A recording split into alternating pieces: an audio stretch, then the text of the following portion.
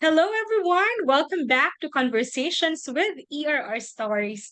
And for today, we are very fortunate that we have with us Tristan Peterson, who would rather keep his identity private so he could freely write. I remember I was like Tristan a couple of years back when I also hid my identity.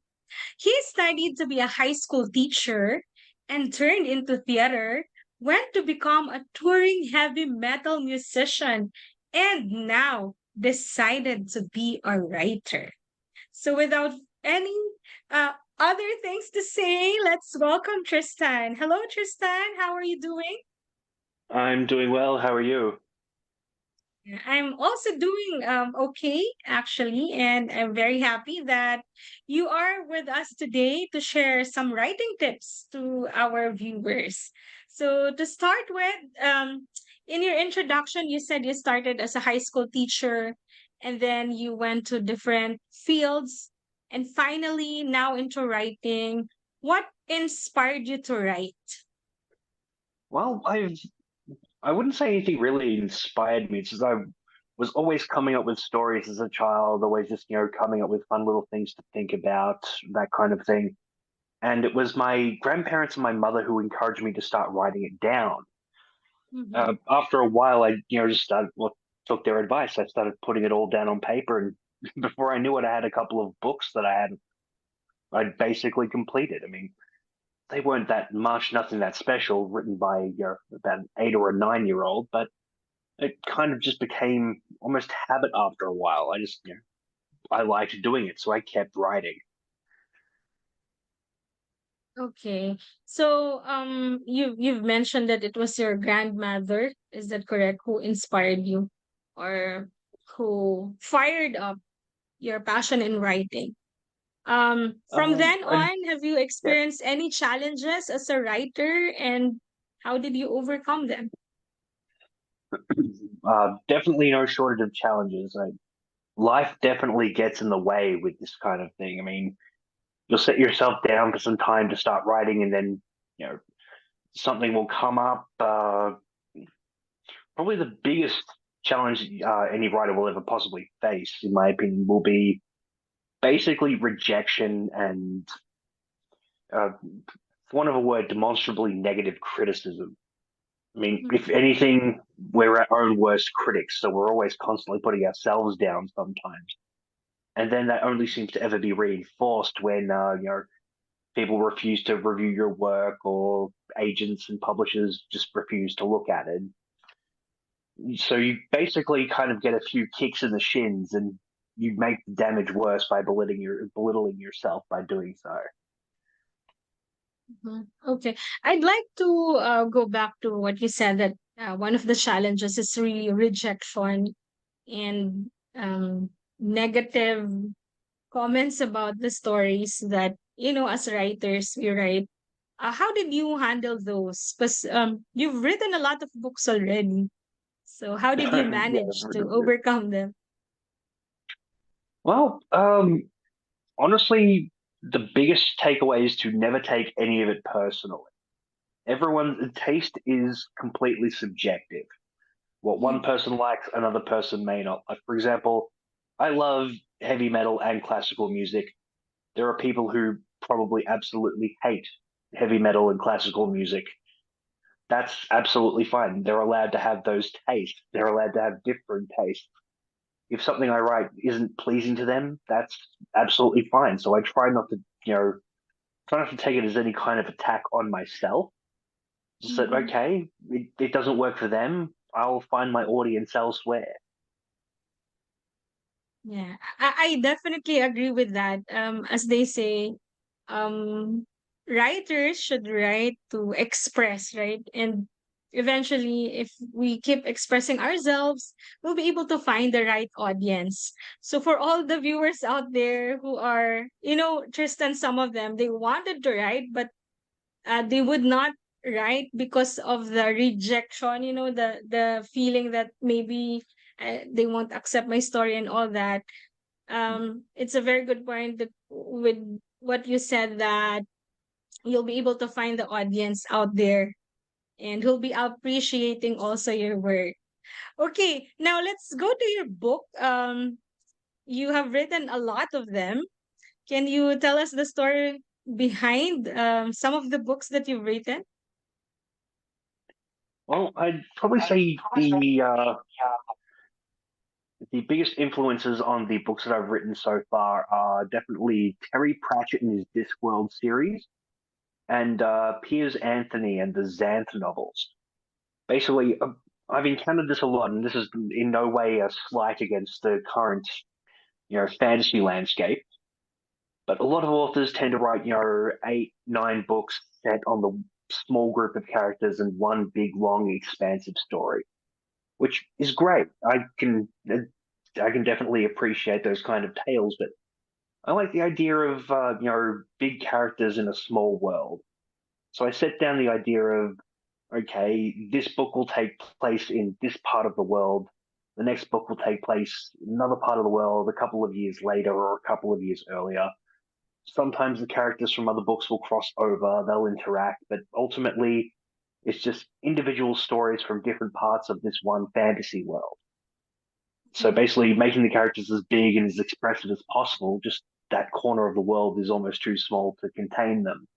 And naturally, these big personalities are going to collide at some point, which is just going to make for more interesting stories down the line, I think. Do you keep an outline of each story, or it comes out naturally and then you write? Oh, I'm definitely a proponent of getting your outline down first. I mean, write a basic dot point synopsis, get your characters from point A to point B to point C to point D. Just plot out the rough idea of the story, but Mm-hmm. also give yourself a little room to kind of veer off a little. Give them some room to take some detours. Mm-hmm. Flesh out the world a bit more, flesh out the characters a bit more. I mean, keep course with the plot, but at the same time, don't be afraid to do a little sightseeing, for one of a better way of putting it. Okay. And do you regularly write like on a daily basis? And when do you write best? Is it in the morning, at night, or any time of the day? It's during a weekday. It's usually at around early evening into night because I work a regular job. So Mm, basically, when I finish work, it's have something to eat or have something to drink, then get down a few words, and it's almost habit at this point. If I don't write for 1 or 2 days, I start feeling pretty lousy about myself. So I mm. try to avoid that, and I write as much as I possibly can. Okay. All right. So what are your future plans in terms of your books and other things that you plan to write about? I wouldn't mind toppling J.K. Rowling off of her throne as one of the biggest selling authors of all time.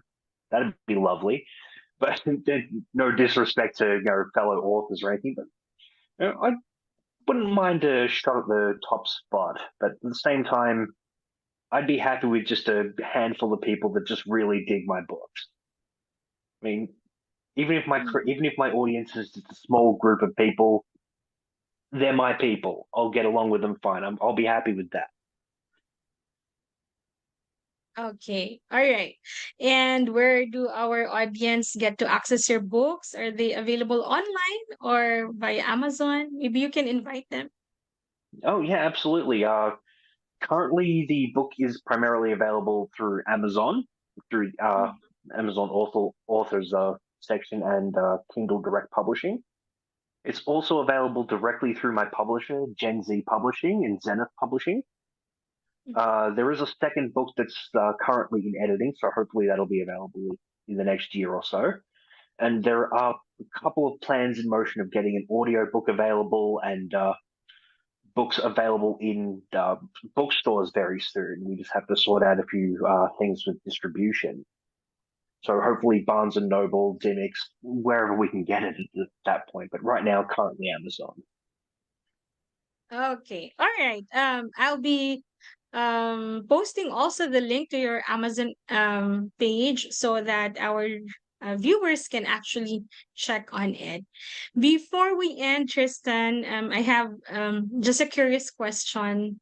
With the Yeah, sure. advent of AI, some of the writers are actually not so excited about it because some are feeling that AI might take over their jobs and all that. But as a writer, what's your stand about AI? Well, AI is one of those things where AI doesn't differentiate. It has no sense of taste, no sense of anything subjective. It is completely objective. AI is fueled by whatever it's fed into. That doesn't equate for any kind of quality or any kind of feeling or emotive quality behind it. So, Mm-mm.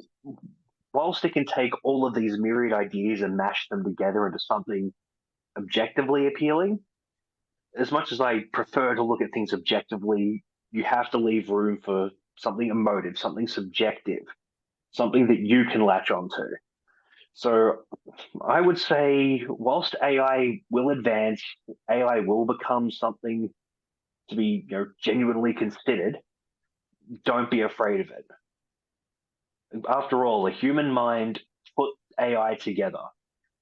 Something Yeah. created by a human mind can be unraveled by a human mind. Mm-hmm. So I was going to say there are people that take on mountains, people that swim in the deepest parts of the ocean. We can take down computer code. We can beat it. We're inventive. We're an inventive species of people. Mm-mm. Yeah. I definitely agree with what you said. And I hope those who are afraid of utilizing AI, or afraid of the thought of AI itself would think otherwise. It's And a any useful other tool, but at the message? same time, Yeah. ultimately, I mean, I definitely went into this the little that spiel I wrote earlier. Is for anyone who's looking to get into writing, one, have a day job. I mean, it's all well and good to have the idea of living romantically, living off of your writing, making a living doing and living off of your passion. That's a great, it's a wonderful dream, but dreams will not keep your refrigerator full or keep your lights on. Have a day job, get paid. Don't go into writing for money because the second you start letting money complicate or compromise a dream or a vision, it dilutes Mhm. it. You're cheapening it for yourself, you're cheapening it for people that would want to read your work. And the Mhm. market is already kind of flooded with people that want nothing but money out of it. So art is its own reward. Pursue that reward.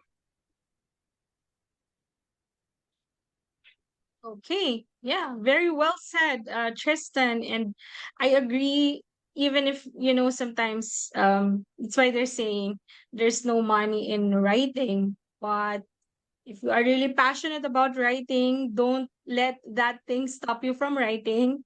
It would really Yeah, bring good if you have a day job and then pursue your passion at the same time.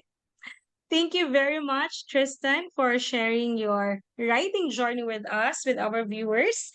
And we hope to see you again. So, this has been ERR Stories and Tristan Peterson.